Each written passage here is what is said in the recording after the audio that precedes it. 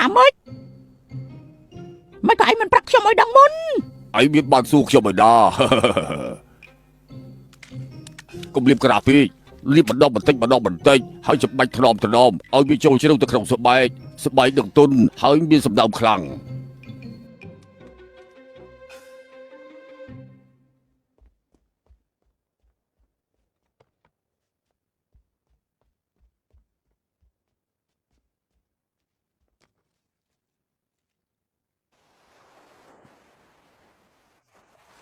អ្នកច្បាំងលើកលែងឲ្យខ្ញុំទៅខ្ញុំគាត់តឡើងច្រាំងលួចឆ្កែមកក្បាលមិនបានស៊ីមនុស្សម្នាក់ទេឯងឲ្យថ្នាំបន្សាបជាតិពុលមកខ្ញុំមិនធ្វើអីឯងទីតែបើថ្ងៃក្រោយឯងធ្វើអាក្រក់ទៀតខ្ញុំមិនទុកជីវិតឯងទីមិនហ៊ានទីណែអាឡិតថាម៉េចនៅចង់ប្រយុទ្ធទៀតទេឯងមិនជាដៃគូប្រយុទ្ធខ្ញុំទេថាម៉េចខ្ញុំមិនមែនជាដៃគូប្រយុទ្ធឯងទេមកតទៀតអរគុណដែលជួយជីវិតខ្ញុំហើយក៏អរគុណដែលឯងជួយជីវិតក្មេងម្នាក់នេះដែរខ្ញុំចេះបាញ់ចាយល្អអាក្រក់ថ្ងៃក្រោយខ្ញុំនឹងបន្តស្នងទឹកចិត្តឯងវិញរឿងតូតាទេតួនាទីខ្ញុំគឺធ្វើតាមបញ្ជាឋានសួគ៌រឿងបង្ក្រាបមាខ្ញុំស្ទាត់ណាស់ឯងមិនខ្លាចខ្ញុំទេ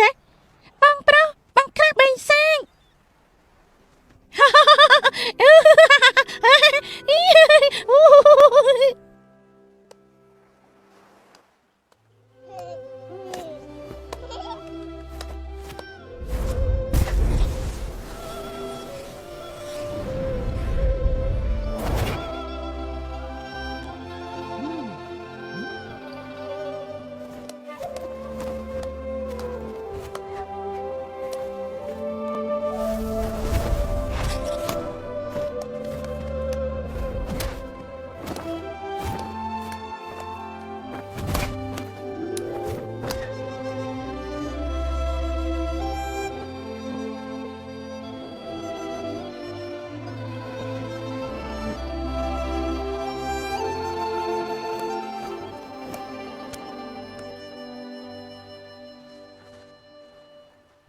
ឯងកើតអី